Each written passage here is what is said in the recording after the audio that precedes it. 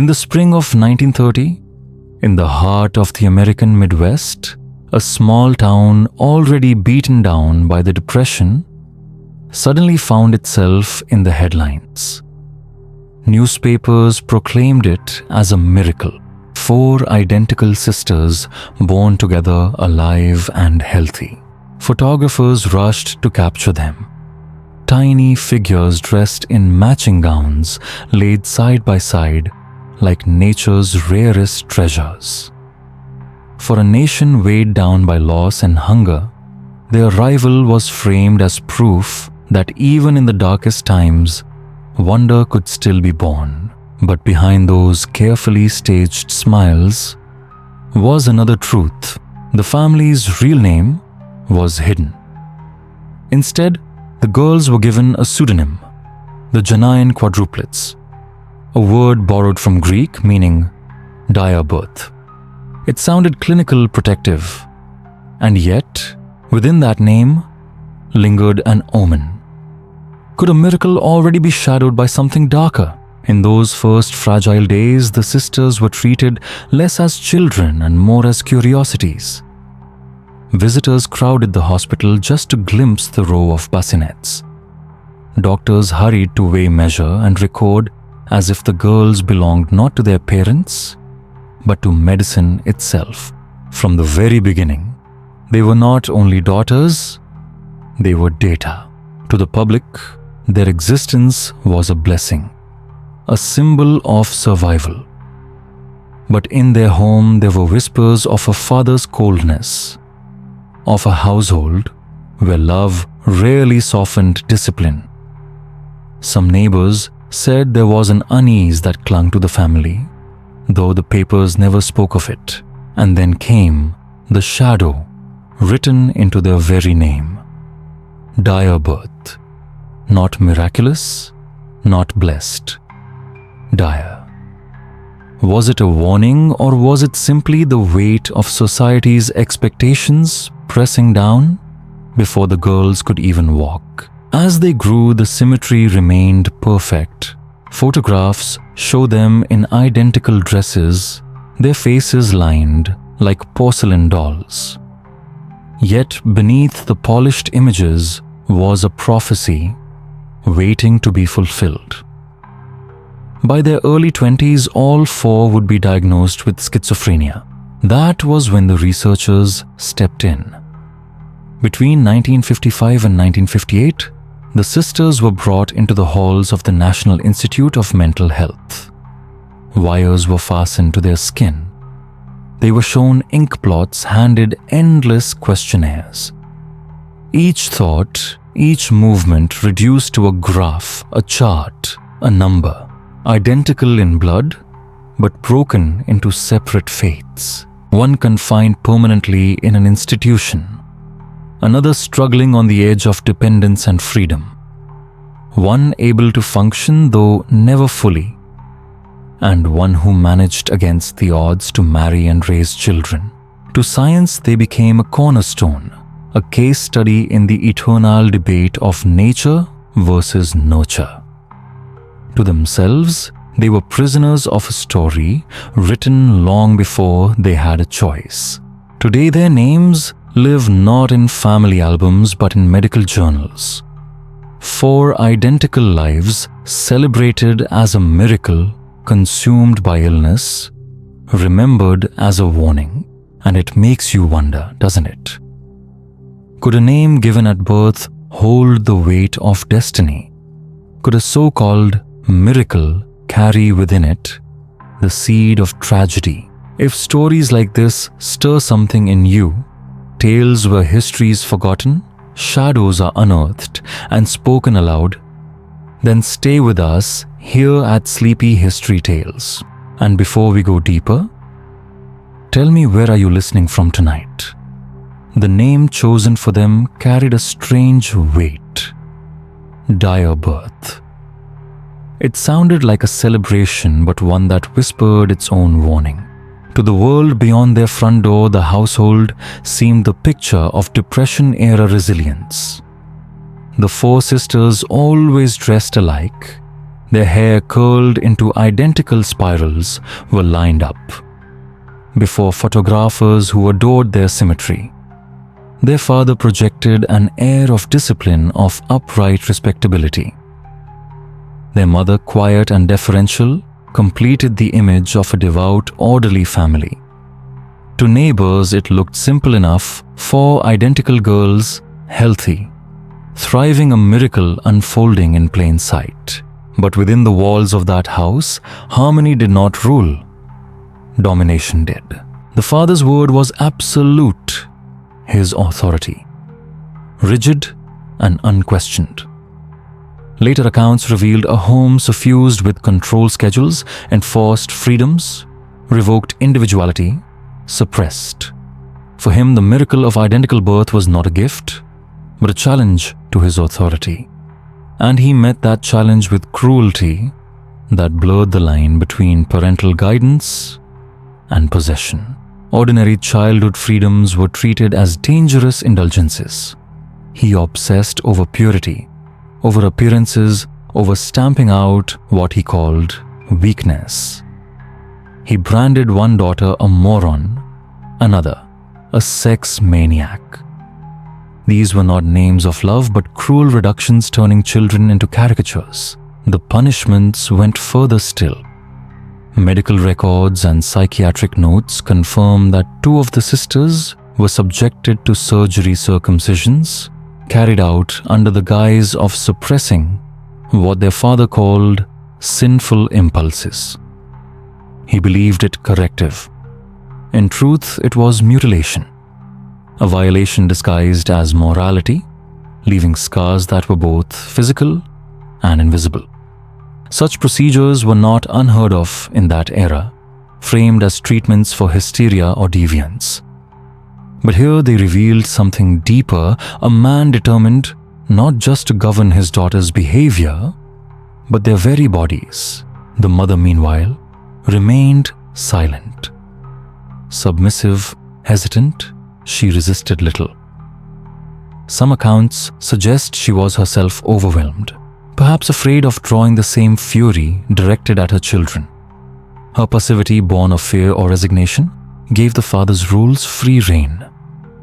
His word became law carried out without challenge.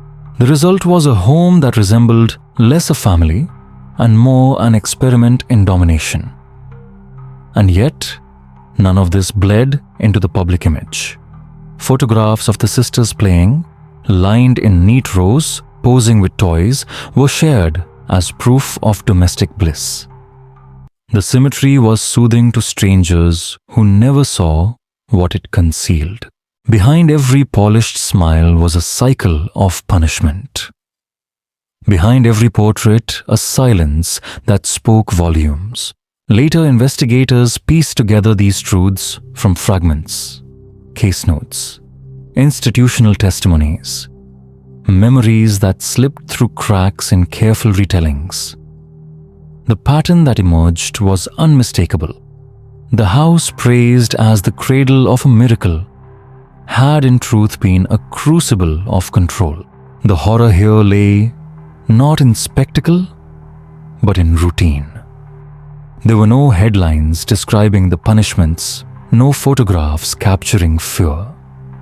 The violence lived in silence, in the way the sisters obeyed without question, in the way they posed without protest, in the way their lives were folded into rigid lines, just like the photographs themselves. Looking back, the contrast is startling. To the public, the sisters symbolized health, resilience, the marvels of nature. To those who uncovered their hidden story, the family portrait was a mask, a facade, concealing a household where autonomy was stripped away and innocence reshaped under authoritarian hands. This was not mere strictness. It was a place where punishment turned pathological, where control metastasized into cruelty, and where scientific curiosity would later find fertile ground to study heredity through tragedy. The photographs remain enduring as relics, smiling faces, perfect symmetry. But now it is impossible to look without sensing the weight of what they concealed. That house was not a nursery, it was a laboratory. A place where individuality was dismantled, where silence was enforced, and where harm wore the disguise of discipline. It was within that environment, hidden from the eyes of admiring neighbors, that the seeds of unraveling were planted. Long before the four sisters were born, shadows had already gathered in their family tree. Psychiatrists later traced the pattern backward. Their paternal grandmother neighbors said lived much of her life in nervous suspicion. She believed she was being watched. Her food tampered with her thoughts overheard. In another time, it might have passed as eccentricity. In the language of psychiatry, it was a warning, a marker of hereditary strain that would not end with her. Other relatives showed the same fractures. An uncle endured repeated breakdowns, withdrawal, punctuated by bursts of rage. Cousins disappeared into institutions, their names scribbled into ledgers beside words like mania and melancholia. These records, stark and clinical, became scaffolding for mid-20th century psychiatry. To doctors, the quadruplets were not simply four identical sisters. They were the newest iteration of a bloodline already tainted. The scientific mood of the era was unforgiving. Psychiatry of the 1930s through the 1950s carried the heavy influence of eugenics. Texts spoke of bad stock of tainted blood as though misfortune itself ran like a contagion through families. To be born into such a line was, in the eyes of medicine, to inherit a destiny that could not be escaped. And the sisters, identical and fragile, were presented as proof. Not children to be celebrated, but specimens to be tracked, living evidence of a hereditary curse repeating itself in duplicate form. The language of those records chills the reader now. Words like degenerate and defective appear without hesitation, as though their very existence was already a diagnosis. The grandmother's paranoia became not just her condition, but an indictment of all who descended from her. The uncle's breakdowns were not his own burden, but a symptom of wider corruption. By the time the sisters were old enough to be studied, the verdict was already written. Their illness, the doctors believed, had been waiting for them all along. And in that small town, the neighbors whispered much the same thing. They lacked the vocabulary of psychiatry, but the suspicion was identical. And it leaves us to wonder how much of fate is written in bloodlines and how much is shaped by the walls we grow up within. They called it bad blood. In rural America, a family's name was not just a name, it was a shadow, a prophecy. Some households were spoken of for their honesty, others for their ruin. But for the Genains, their reputation hardened into something more unsettling. The whisper that madness ran in their veins. It was never shouted, only murmured. Yet, it shaped the way neighbors watched the girls. Four identical faces once admired, as a marvel of nature began to unsettle people with their eerie sameness. If one faltered, surely the others would follow. Doctors arrived with instruments. Neighbors came with suspicions. And together they drew a portrait not of possibility, but inevitability. In a time when science and gossip were tangled together, blood was destiny, and lineage was prophecy. Today we might speak of how trauma and environment awaken hidden vulnerabilities, of how an authoritarian father, cruel punishments, humiliations, and forced surgeries could fracture already fragile minds. But in mid-century psychiatry, such nuance was unnecessary. The sisters' pain was recast into proof. To the textbooks, they were never individuals, only another chapter in hereditary madness. Even their grandmother's lonely fears, their uncle's collapses, their cousins lost to wards, all were rewritten as omens, as harbingers of what must come. So when the sisters began to fracture in their 20s, psychiatrists saw not 4 young women breaking under strain, but a family curse unfurling itself in perfect order. By the time they were strapped into the chairs at the National Institute of Mental Health electrodes, fastened endless tests, repeated their story had already been written for them. Paranoia, psychosis, schizophrenia. The question was no longer if they would fall, but how quickly and how completely. The miracle of their identical birth had darkened into a mirror of repetition. 4 daughters born together, not to escape the past, but to repeat it. For a time, they looked like the promise everyone had once believed. Teachers spoke of their politeness, their neat little dresses, their nearly indistinguishable handwriting. Photographers lined them up in rows, delighted by the symmetry. The small town watched with fascination, but beneath the surface, the cracks began to spread. At first, just whispers. One girl standing apart at recess, her body stiff, her gaze uncertain. Another caught, murmuring to herself in class lips, moving eyes unfocused. Harmless quirks, people said. Perhaps just the oddities of children who were always compared, always measured against each other. But the strangeness multiplied, and soon it could not be ignored. By adolescence, the shadows had deepened. One sister began to speak of voices mocking her at night, taunting her in the darkness. Another swore her classmates were conspiring, passing secret messages to torment her. Their father's punishments, harsh and unyielding, only drove them deeper inward. Home was no refuge. It was a crucible of suspicion. Doctors wrote of their decline with clinical detachment. Words like withdrawal hallucinations flattened, affect appear again and again. One psychiatrist noted how a sister sat frozen, staring blankly, unresponsive for hours. Another recorded agitation so sharp it bordered on paranoia. The symmetry that once delighted strangers grew uncanny, as if 4 mirrors once flawless began to splinter one after another. One raved of unseen conspirators. Another fell into silence so deep that days passed without a word. The rhythm of their unraveling was disturbingly synchronized.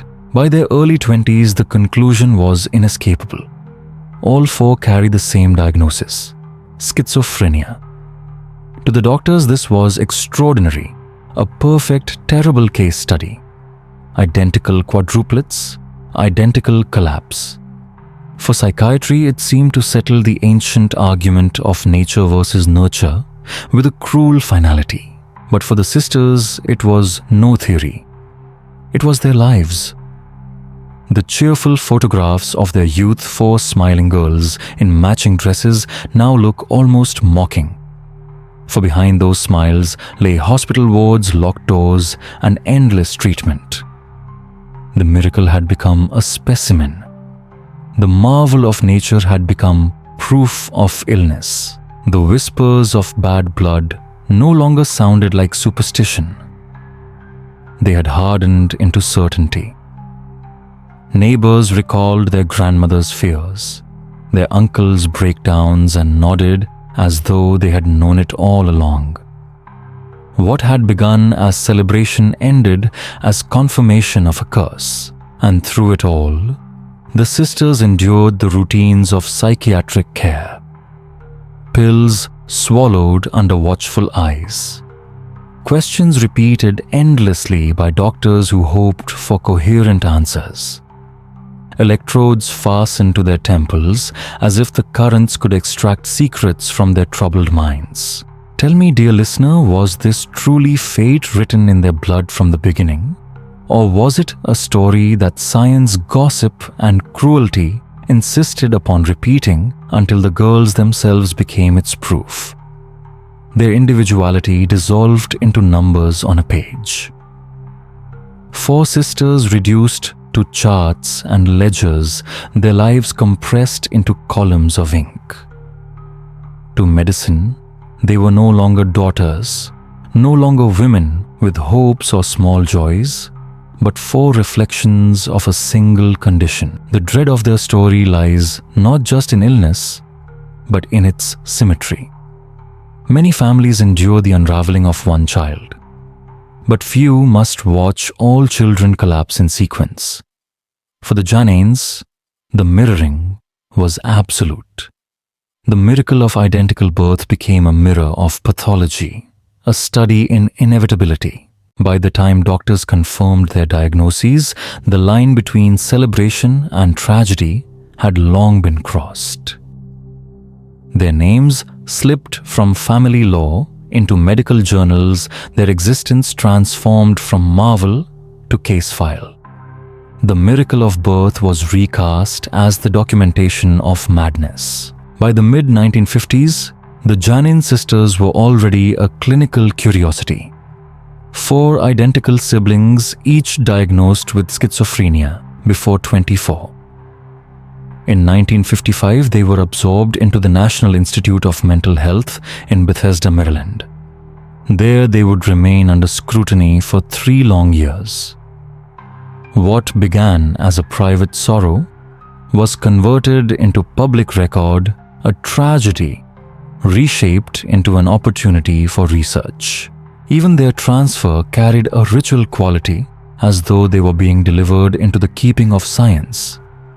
Each was given a pseudonym, Nora Iris, Myra Hester. Together, their initials spelled NIMH, the very institution that would guard them and claim them. The message was clear. They were no longer individuals. They were symbols of a study. Inside those halls, life became antiseptic. White walls, numbered doors, the faint sting of disinfectant in the air. These corridors replaced their home, their childhood, their shared secrets. Each day, staff moved them briskly from one procedure to another. Wires fastened to their scalps for EEG readings. Rorschach blots slid before them. Their answers, butterfly demon. Empty space preserved forever in typewritten notes, context stripped away. Questions became a ritual. How many voices today? How loud do they command or only comment? Each answer was charted, compared, reduced to clean numbers. Their sameness, once celebrated, was now exploited. 4 mirrors turned inward, reflecting illness in sequence, providing researchers with what they called a rare chance to study parallel decline. But even here, they did not respond as one. One sister cooperated, eager to please, still and precise. Another grew defiant, refusing to speak, convinced the wires were planting thoughts rather than recording them. A third swung between compliance and rage, her moods unpredictable. The 4th sat quietly detached, her face a mask, as though she had already retreated to some unreachable distance. Even this divergence was logged as data. More evidence that identical biology could fracture into separate paths under pressure. Yet, the coldness of the institute deepened their estrangement. No family photographs, no reminders of childhood. Instead, they were observed like specimens. Who spoke first? Who withdrew? Who mirrored the other's gestures? What had once been intimacy became coded behavior scribbled in the margins of notebooks. By 1958, thousands of pages had been amassed. Graphs charted delusions. Tables compared hospital stays. Charts mapped cognitive decline. Humanity was pressed flat into variables: effective response, disorganized thought, paranoia index. Their story became one of the most cited in psychiatric literature, not for who they were, but for how completely they could be quantified. The publications read with chilling detachment. 4 young women appeared less as people than as instruments, living experiments, through which psychiatry tested its theories. Their pain became evidence. Their tragedy became proof. By 1963, a book emerged, The Genain Quadruplets, a case study and theoretical analysis of heredity and environment in schizophrenia. It framed them not as sisters, but as perfect material, a rare convergence of blood and suffering. The image lingers: 4 identical women under fluorescent light, wires tracing their skulls, ink blots spread across a table. Every reaction captured, not for meaning but for measurement. The miracle of their birth, once radiant, was gone. In its place, a colder miracle: 4 identical patients tracked in unison as they unraveled. To their doctors, they were not daughters, not sisters, not even women. They were a study. They were data. They were the fragile boundary where heredity and trauma collided. And as they entered the annals of psychiatric history, one question haunted the field: was madness born into the blood, or carved into the mind by cruelty and fear? The vulnerability the sisters carried was not silent. It was called forth, magnified, and sharpened by the world they grew up in. To scientists, the evidence for heredity seemed undeniable. 4 sisters, 4 identical strands of DNA, each collapsing into schizophrenia by early adulthood. The odds of chance alone, astronomical. Their grandmother's paranoia, their uncle's breakdowns, cousins hidden away in hospitals, it all seemed to echo across generations, like a family song sung in a darker key. And yet, the environment was equally damning. Their father's cruelty was no secret. His punishments blurred into torment. His obsession with purity justified surgeries that scarred their bodies and souls. He reduced daughters to insults, moron sex maniac words that stripped away personhood. Even clinical notes could not ignore it.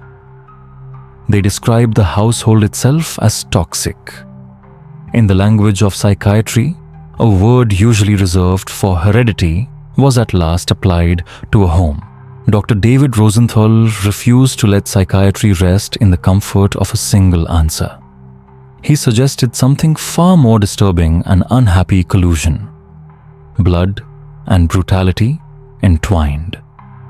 Genes that carried possibility, ignited by cruelty. Neither alone could have broken the sisters so completely, but together they wove a fate from which no escape was possible. The implications were unsettling. If heredity alone doomed them, psychiatry could shrug tragedy written at birth.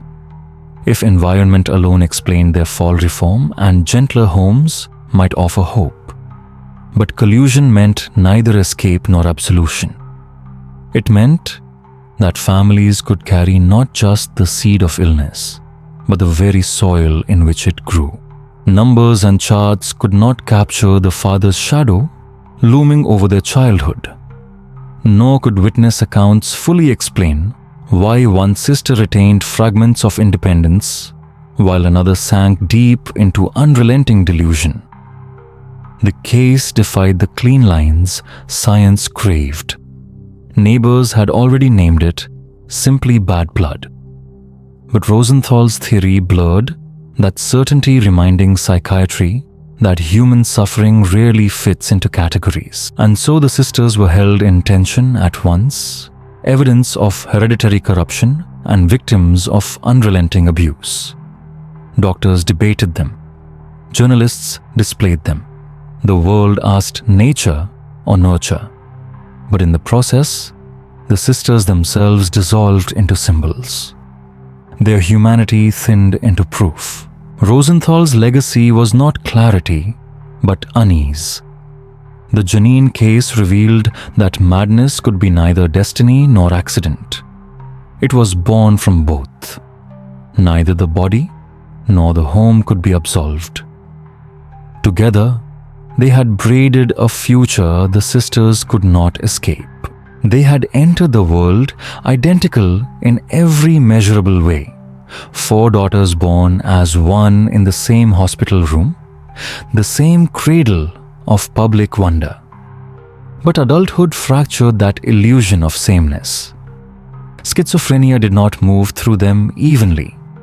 It carved jagged paths, leaving one sister locked inside hospital walls, another balancing fragile work under supervision, a third hovering between brief freedoms and forced returns, and a fourth, the most fortunate, grasping at something like normality, with a job, a marriage, children.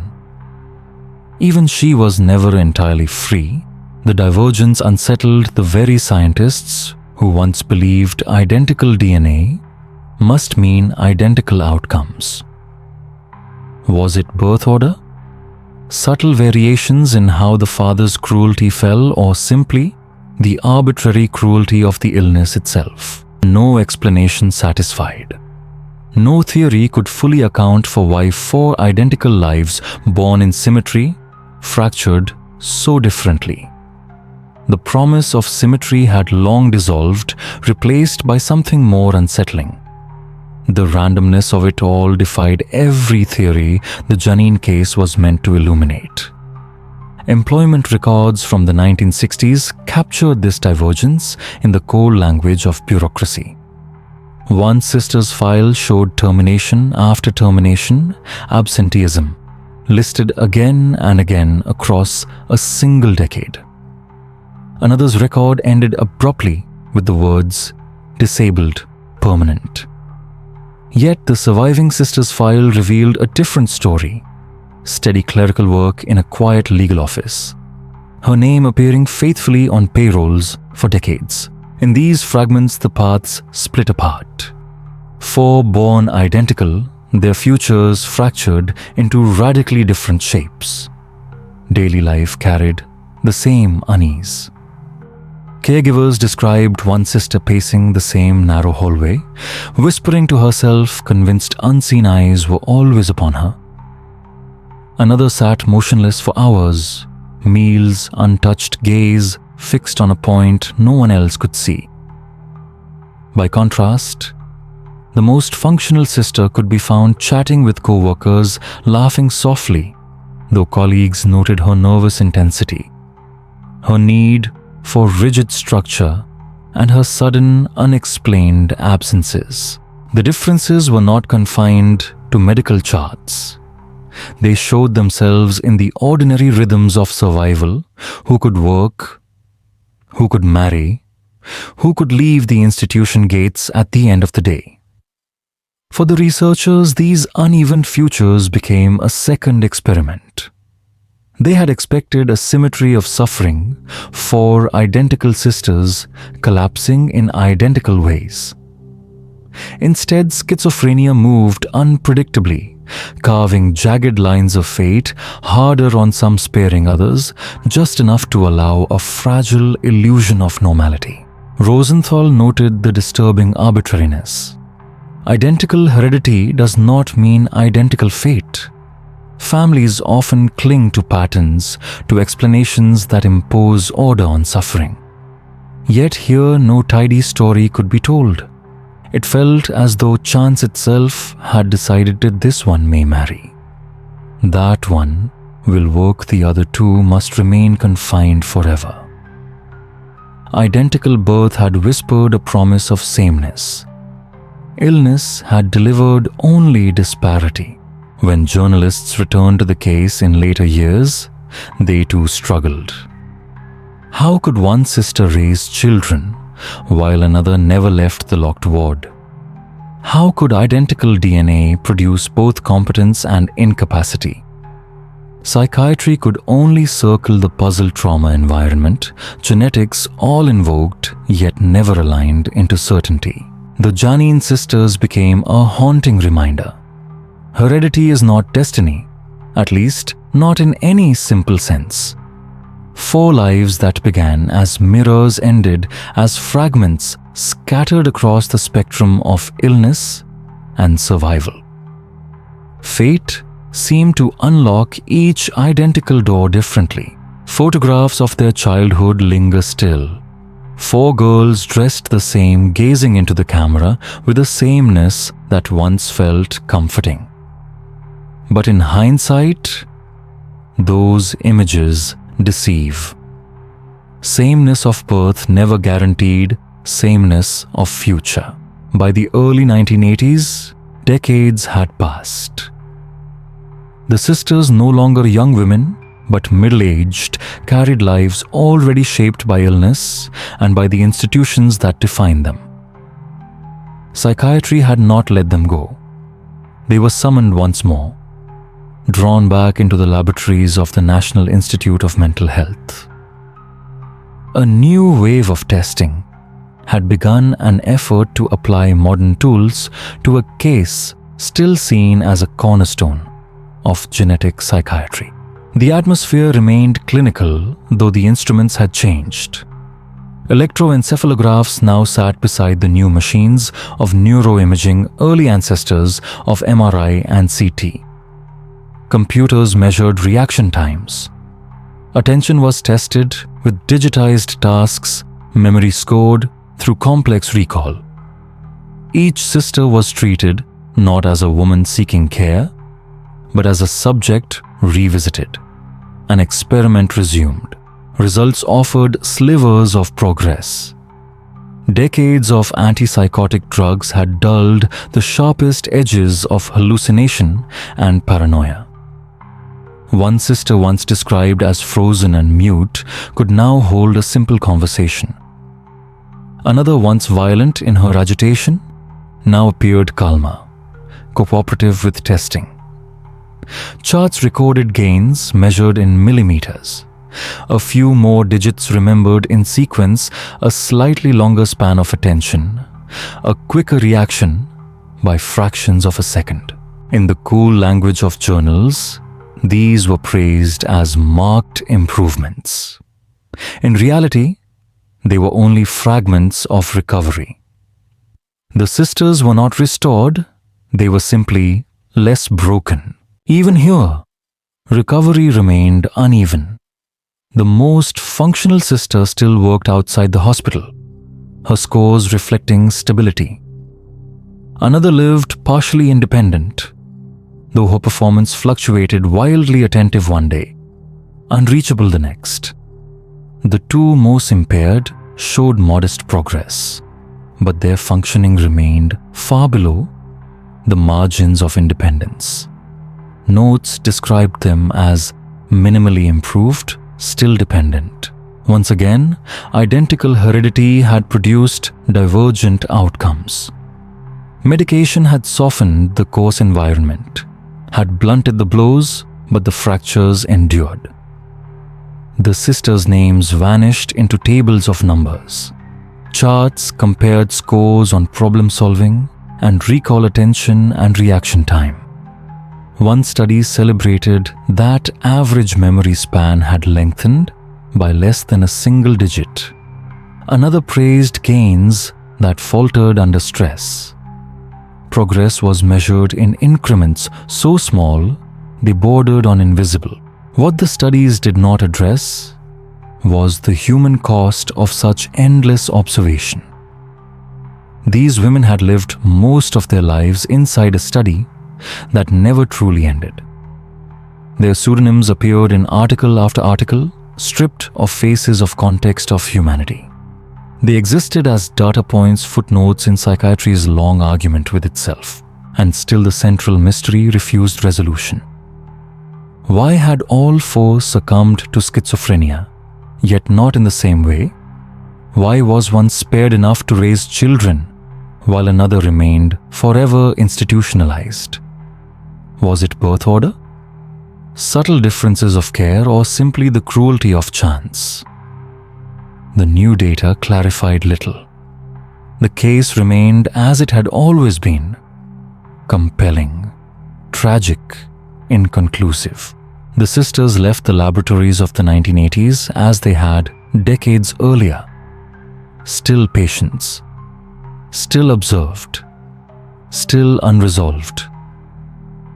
Their improvements, noted in charts and praised in journals, could not erase the history of cruelty, nor dissolve the genetic fault line that had shaped their lives. The lingering question was no longer purely medical. Were these women patients still deserving of dignity, or had they become permanent exhibits in science's archive of hereditary madness? The records fall silent here.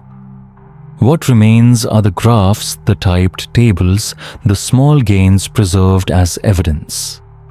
Time, indifferent and unmeasured, carried them forward, away from laboratories and charts, yet still bound by illness.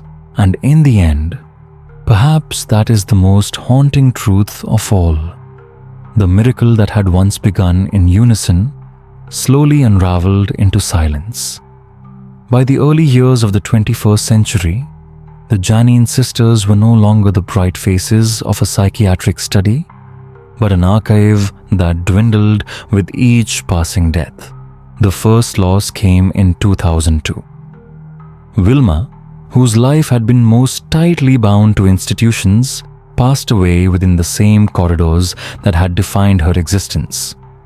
Doctors had long described her as the chronic patient, her symptoms immovable, her days consumed by endless cycles of paranoia and withdrawal.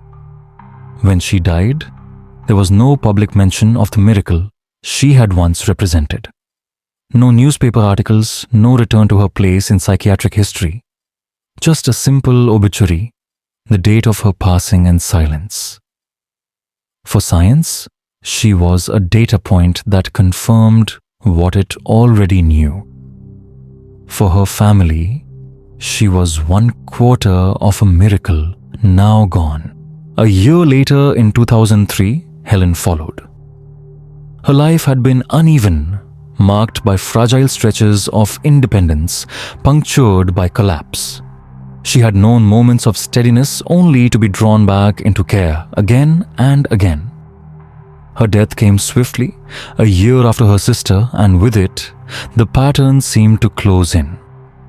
The scientific records that once catalogued her responses to ink blots and memory tasks now ended with the simplest word: deceased. In 2015, Edna's passing deepened the silence further. She had endured longer than the others, her symptoms softened but never erased by decades of medication. She lived in the in-between, never wholly institutionalized, never fully independent. Her days shadowed by dependence and fragility. Yet when she died, the world barely noticed. No obituary explained that her face had once been printed in journals as living evidence of heredity. The miracle of 1930 went unmentioned. Another chapter closed. Only one voice remained. That voice belonged to Sarah. Of the four, she had managed to construct something resembling an ordinary life. She found steady work as the legal secretary, praised for her precision and discipline. She married. She raised children. Outwardly, she achieved a fragile normality, but the illness never left her. Paranoia lingered at the edges of her days, surfacing in periods of withdrawal. To her family, she was both capable and fragile mother, and patient, resilient, yet never entirely free. Later in life, Sarah reflected on her childhood. She spoke of her father's severity, his punishments and obsessions. She remembered the staged photographs, the endless presence of researchers, the laboratories where wires mapped their thoughts. Her words carried both exhaustion and clarity. She knew her identity had been shaped not only by schizophrenia, but by the world's fascination with it. She carried the weight of 3 absent sisters, each gone before her, and the uneasy knowledge that she had been the exception, the one who endured, though never without scars. To outsiders, Sarah was the survivor.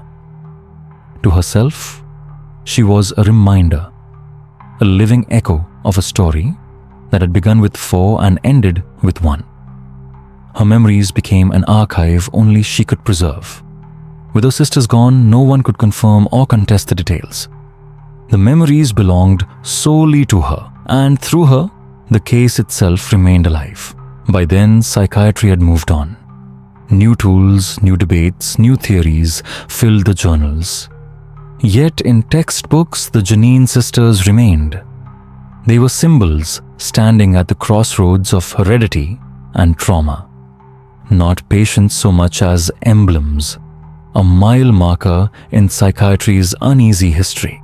When Sarah stood alone, she was less a patient than a relic, a keeper of fragments carrying within her the weight of 4 lives.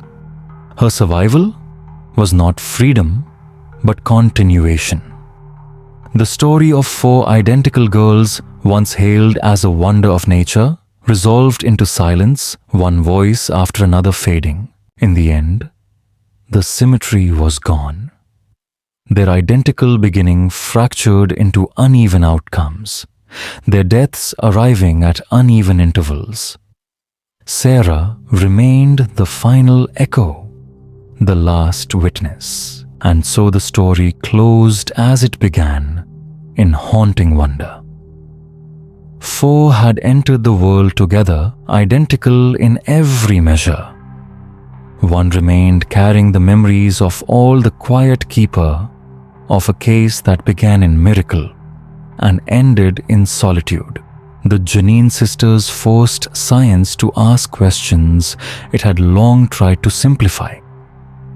Were they victims of heredity or of cruelty? Was their fate written in their blood or carved by their father's hand? Or was it both entwined in ways that would never be neatly explained? Even now, their story lingers. A reminder that identical birth does not promise identical fate. That madness is neither destiny nor accident, but something born of both. And that sometimes the most unsettling truths are the ones that refuse to resolve. Their story left no neat answers, only questions. A tangle of forces, genes, and childhood biology and brutality, miracle and tragedy. In 1963, psychiatrist David Rosenthal published the landmark study, The Genain Quadruplets, a case study and theoretical analysis of heredity and environment in schizophrenia. To him, the sisters were living proof of an uneasy conspiracy biology, setting the stage, cruelty pulling the strings. Their illness, he argued, could never be explained by heredity alone, nor by trauma alone. It was the collision of the two that led to their shared unraveling. The book became a touchstone, passed through lecture halls and classrooms, shaping the training of generations. For decades, psychiatry had wavered between 2 poles. Was madness born in the body or forged in the world? The Genains carried both arguments within their single bloodline. Identical DNA made the genetic case undeniable. A childhood steeped in cruelty made the environmental case just as compelling. For researchers, they were a rare, almost unthinkable opportunity. A living laboratory. A mirror reflecting theories back upon themselves.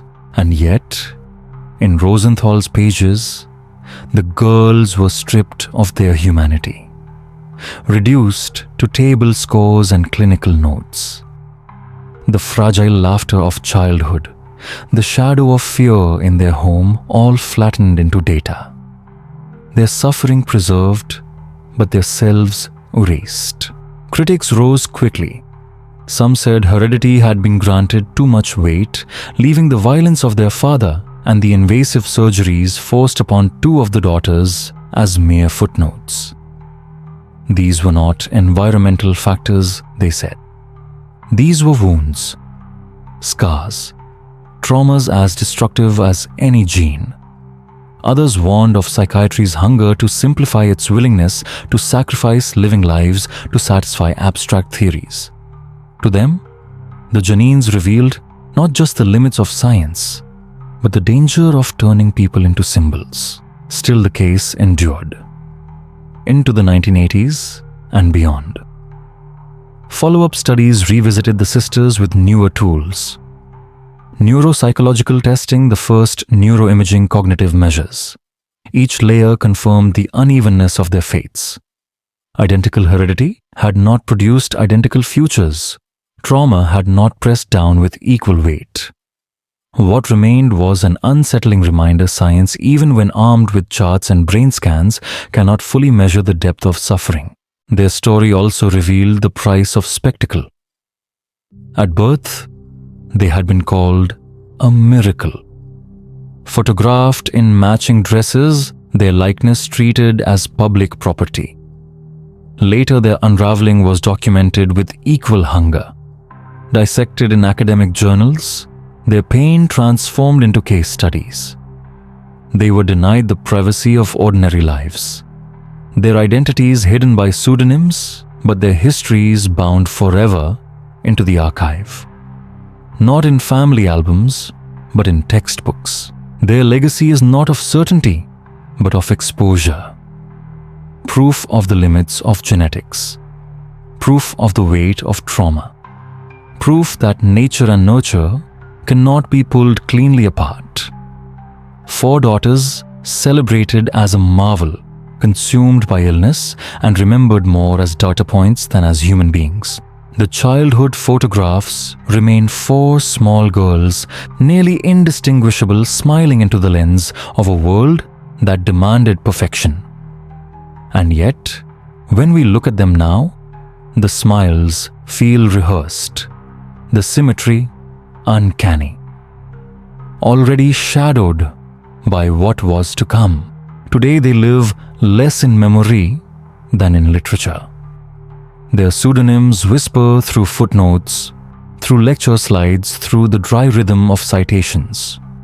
A case that refused to deliver the clarity psychiatry desired. Their miracle never became miracle at all. It was devoured by suffering and by the cold gaze of science. The final image is silence. 4 identical daughters recalled not by loved ones, but by files. Their chosen pseudonym, dire birth, was meant as a shield. Yet it read also as prophecy. And in the end, it was no metaphor. It was reality. The Genain sisters began as wonder, as living proof of rare possibility. But their story became something else: case files stacked in psychiatric archives, charts without voices, faces without names. They forced science to admit its limits, to bow before complexity. And still, what lingers most is not what psychiatry concluded, but what was lost along the way. 4 lives, 4 daughters, reduced to data, preserved in fragments, whispered more often in textbooks than in homes, their miracle overshadowed by decline. Dire birth, not prophecy, but truth sealed forever in silence. And now, dear listener, let me ask you gently, when you hear their story, does it feel distant? Or can you imagine it unfolding in your own town, behind doors you walk past each day?